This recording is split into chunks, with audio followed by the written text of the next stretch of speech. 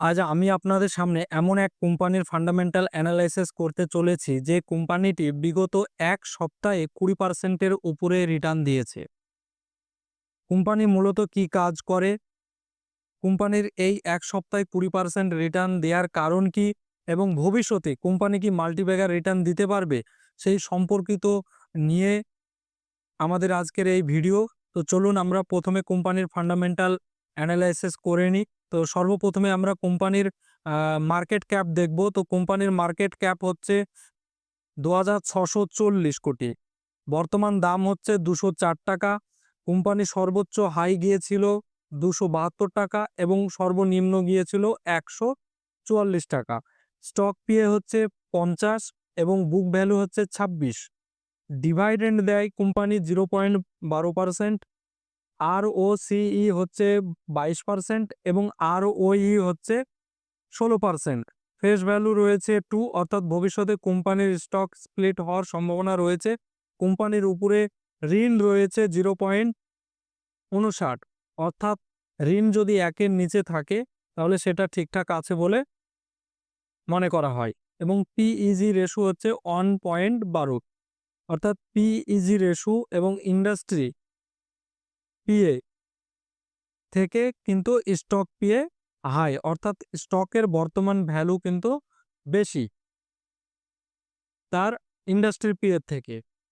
Promoter holding রয়েছে 67% এবং DII holding রয়েছে প্রায় 6%-এর কাছে এবং এফআইআই হোল্ডিং রয়েছে আপনার মোটামুটি 0.66।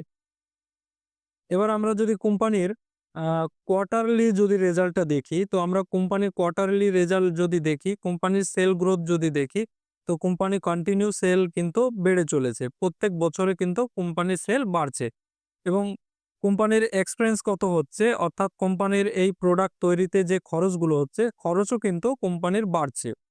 অপারেটিং প্রফিট যদি আমরা দেখি, তো কোম্পানির অপারেটিং প্রফিট কিন্তু কন্টিনিউ গ্রো হচ্ছে। এবার যদি আমরা নেট প্রফিট দেখি, কোম্পানির নেট প্রফিটও কিন্তু কন্টিনিউ গ্রো হচ্ছে। এটা প্রফিট অ্যান্ড লস, এটা যদি আমরা ইয়ারলি দেখি, তো ইয়ারলি হিসাবেও কিন্তু কোম্পানির প্রোডাক্ট সেল হচ্ছে এবং কোম্পানির কিন্তু অপারেটিং প্রফিটও বাড়ছে, নেট প্রফিটও কিন্তু কোম্পানির কন্টিনিউ গ্রো হচ্ছে।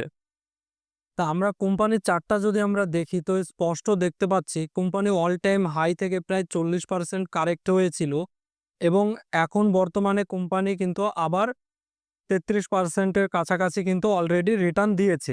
তা আমরা এই সব জায়গায় বাই করি না। আমরা কি করি? আমরা গিয়ে উপরে বাই করি।